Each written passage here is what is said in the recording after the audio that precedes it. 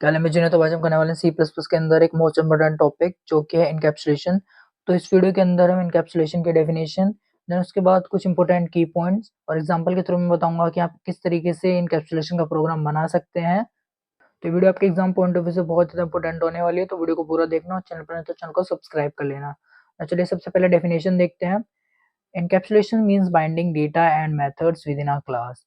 Like अपने एक class create करी और उसके अंदर डेटा यानी वेरिएबल और मेथड यानी फंक्शन लिख दिया है, तो उसे ही हम एनकैप्सुलेशन बोलेंगे। Now providing control over the accessibility and it prevent external code from directly modifying the internal data of an object. Now encapsulation हमें एक्सेसिबिलिटी देता है कि हम अपने डेटा को कंट्रोल कर सकते हैं, ताकि जो हमारा बाहर से एक्सटर्नल कोड होता है यानी हमारा ऑब्जेक्ट वो इंटरनल डेटा को मॉडिफाई ना कर सके। चलिए अब हम एग्जांपल समझते हैं। लाइक हमने एक क्लास क्रिएट करी है पर्सन नाम की और हमने प्राइवेट नाम का अपना एक्सेस मॉडिफायर लगाया है यहाँ पे,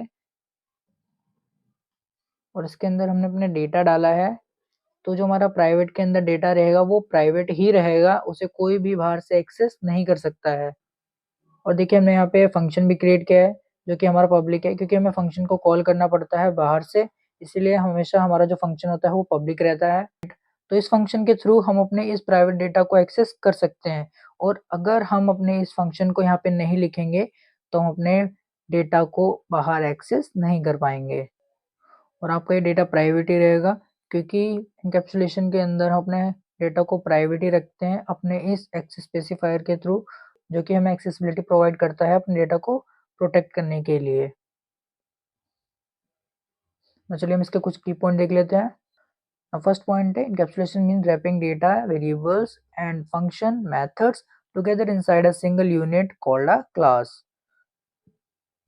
एनकैप्सुलेशन का मतलब होता है कि डेटा यानी वेरिएबल्स हो गए और मेथड यानी फंक्शंस हो गए, इनको एक साथ बांधना, वो भी एक क्लास के अंदर।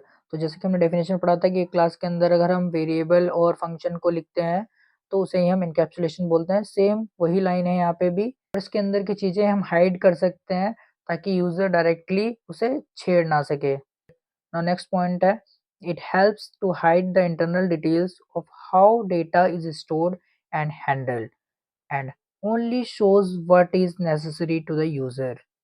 एनकैप्सुलेशन क्या करता है, आपकी जो इंटरनल डिटेल्स होती हैं मतलब पर्सनल डिटेल्स जो इंपॉर्टेंट डिटेल्स होती हैं उन्हें हाइड करके रखता है, और ओनली वही इंफॉर्मेशन शो करता है जो यूजर देखना चाहता है।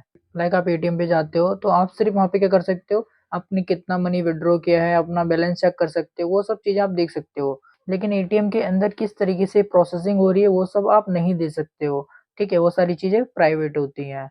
तो उसी तरीके से हमारा इनकैप्सुलेशन भी वर्क करता है।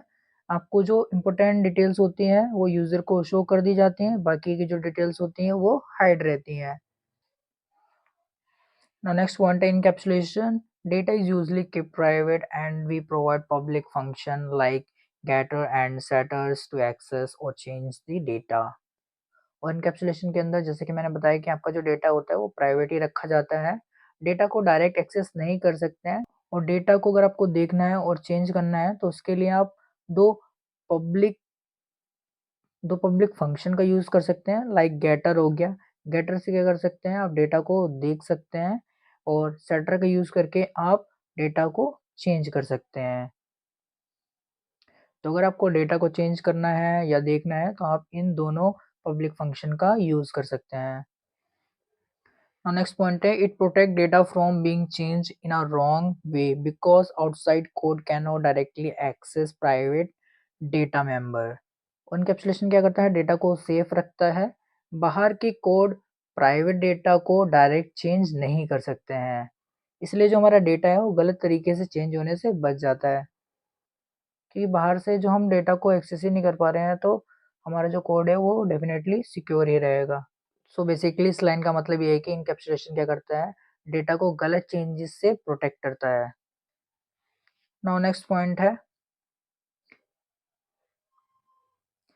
encapsulation make the program more secure because sensitive data is not directly visible or accessible from outside the class। encapsulation क्या करता है, प्रोग्राम को ज़्यादा सिक्योर बना देता है। जो भी आपका इम्पोर्टेंट और सेंसिटिव डेटा होता है, मतलब जो आप प्राइवेट रखना चाहते हो, उसे बाहर से एक्सेस करना इम्पॉसिबल होता है। और अगर आप अपने डेटा में कुछ चेंजेस करना चाहते हैं तो वो क्लास के अंदर ही चेंजेस कर सकते हैं, क्योंकि इनकैप्सुलेशन के अंदर बाहर से प्राइवेट क्लास को एक्सेस करना पॉसिबल नहीं है। नाउ नेक्स्ट पॉइंट है, it also make the code easier to maintain and modify because we can change the internal implementation without affecting other parts of the program। Encapsulation से code हमारा maintain करना easy हो जाता है, क्योंकि अंदर के कोड के अंदर हम चेंजेस या उसे मॉडिफाई कर सकते हैं। बाकी जो इसका प्रोग्राम होता है उस पर कोई भी इफेक्ट नहीं पड़ता है। तो इस लाइन का मतलब ये है कि इनकैप्सुलेशन के इनसाइडेड कोड चेंज कर सकते हैं बिना पूरे प्रोग्राम को इफेक्ट किए। सो आपको समझ में आ गया होगा। समझ आ गई तो वीडियो को लाइक, चैनल को सब्सक्राइब कर लेना। बाकी मिलते हैं आपसे नेक्स्ट वीडियो में नेक्स्ट टॉपिक के साथ।